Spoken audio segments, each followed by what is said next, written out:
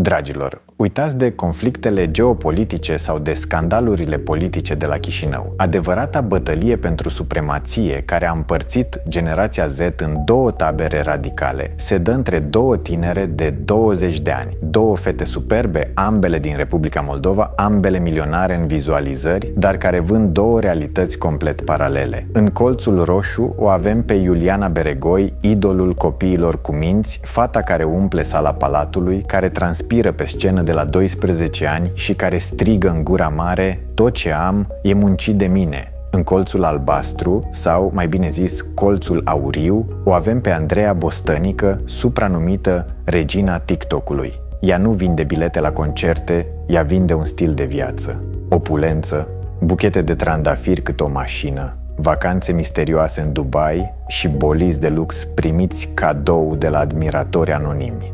Internetul fierbe, fanii se atacă, iar întrebarea care stă pe buzele tuturor nu este cine cântă mai bine, ci de unde vin banii. Astăzi, la Zoom, analizăm acest conflict care este de fapt o oglindă a societății noastre. Ce alegem? Munca grea sau scurtătura luxoasă? Este Andreea Bostănică un geniu al marketingului sau un produs al unei culturi materialiste toxice? Și este Iuliana Beregoi doar o artistă sau o moralistă care judecă? Să dăm zoom pe războiul prințeselor. Să începem cu Iuliana. Ea este produsul clasic al industriei de divertisment. O vedetă construită la manual. De mică a fost pe scenă, a jucat în seriale, a lansat filme, a umplut săli de concerte. Brandul ei este construit pe ideea de efort. Când Iuliana își cumpără o mașină, un Porsche sau un Range Rover, primul lucru pe care îl face este să sublinieze, obsesiv chiar: mi-am luat-o singură. Acesta este scutul ei. Într-o lume în care tinerele frumoase sunt mereu suspectate că au un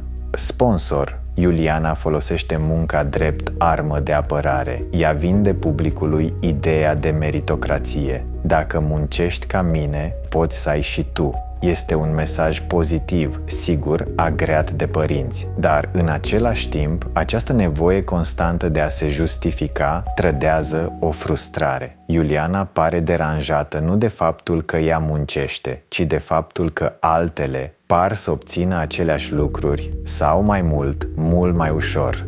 Conflictul dintre cele două nu este unul pe față, cu înjurături. Este un război al înțepăturilor. Când Iuliana postează mândră că mi-am luat singură casa, internetul știe exact către cine zboară săgeata, către fata care primește cheile de la casă într-o cutie cu fundă roșie.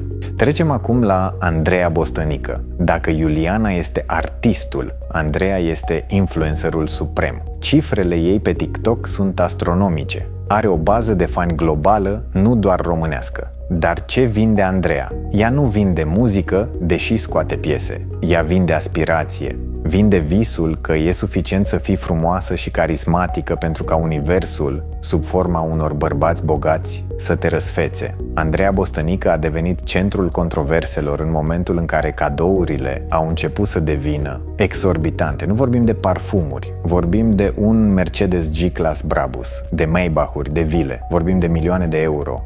Narațiunea ei este una de sfidare. Când lumea o întreabă de unde ai banii, ea răspunde cu aroganța specifică vârstei: voi sunteți hateri, eu sunt regină. Ea nu simte nevoia să justifice munca. Pentru ea, simpla ei existență, simplul fapt că postează și arată bine, este munca. Și, economic vorbind, nu greșește. Într-o economie a atenției, ea captează atenția, deci face bani. Problema apare la sursa banilor extra. Zborurile private spre Dubai, buchetele imense de flori cu litera A, bijuteriile care costă cât un apartament. Aici intervine misterul care enervează publicul. Cine plătește? Nu putem analiza acest subiect fără să rostim cuvântul care le sperie pe toate influențărițele: Dubai. În mentalul colectiv românesc, Dubaiul nu mai este doar o destinație turistică. A devenit un eufemism, când o fată tânără, fără un business clar definit, petrece luni de zile în Dubai și se întoarce cu ceasuri Rolex, publicul trage o singură concluzie. Poate fi o concluzie greșită, sexistă și nedreaptă, dar este eticheta pe care societatea o pune instant. Andreea Bostănică se joacă periculos cu această imagine. Ea nu infirmă zvonurile, ci le alimentează. Postează imagini din avioane private, dar nu arată niciodată cine e lângă ea. Filmează cadourile, dar nu și expeditorul. Această strategie de marketing se bazează pe mister. Internetul speculează că ar fi vorba de șeici, de oameni de afaceri potenți sau chiar de personaje controversate. Faptul că ea refuză să spună clar, iubitul meu este X și lucrează la Y, lasă loc interpretărilor. Iar Iuliana Beregoi exact asta taxează. Ea sugerează, subtil, că stilul de viață al Andreei nu este sustenabil moral. Să faci un concert la sala Palatului implică o echipă de 50 de oameni, luni de repetiții, costuri de chirie, marketing, dansatori, lumini. Profitul la final poate fi de câteva zeci de mii de euro. E muncă brută. Pe de altă parte, o postare pe TikTok sau Instagram la nivelul Andrei Bostănică poate costa între 3.000 și 10.000 de euro. Dacă face 10 postări pe lună, ea face banii Iulianei fără să iasă din casă, doar filmându-se cum se machează. Aceasta este marea ruptură economică a secolului 21. Munca grea, hard work, nu mai este plătită la fel de bine ca influența soft power. Iuliana Beregoi reprezintă economia veche, showbizul clasic. Andreea Bostănică reprezintă economia nouă, creator economy plus beneficii colaterale. De aici vine conflictul. Este ciocnirea dintre eu muncesc și eu produc. Iuliana simte că munca ei este devalorizată când publicul o aplaudă mai tare pe Andreea doar pentru că a primit un nou Mercedes. Aici, dragilor, discuția devine serioasă. Aceste două fete sunt modelele a milioane de copile din România și Moldova. Ce învață o fetiță de 12 ani de la Andreea Bostănică? Învață că educația nu e prioritară. Andreea a avut controverse și legate de BAC pe care l-a tratat cu o oarecare indiferență publică, deși l-a luat. Învață că valoarea unei femei stă în câte genți Hermes primește. Învață că scopul vieții este să fii un trofeu atât de prețios încât cineva să te întrețină în puf. Este un model seducător, dar extrem de riscant. Nu toate fetele vor găsi un milionar anonim, dar multe vor cădea în depresie, încercând. Ce învață de la Iuliana Beregoi? Învață că trebuie să tragi tare, că succesul vine cu sacrificii, că independența financiară este sfântă. E un model mai sănătos? Teoretic da, dar este și unul epuizant. Iuliana pare uneori o adultă captivă în corp de copil, care muncește non-stop de la grădiniță.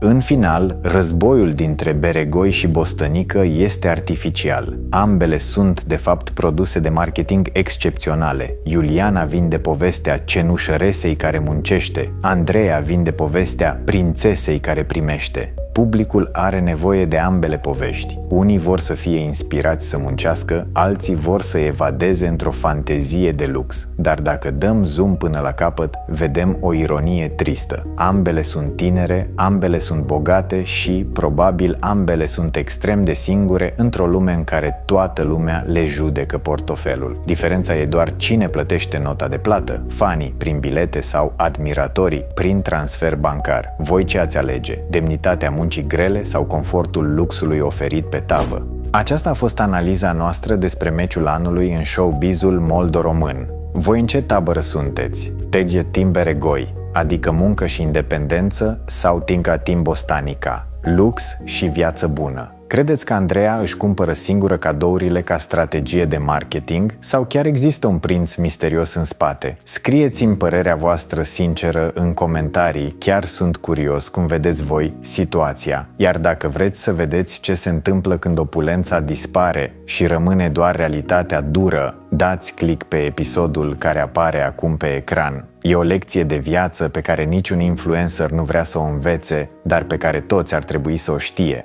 Eu am fost Radu Miron. Pe curând!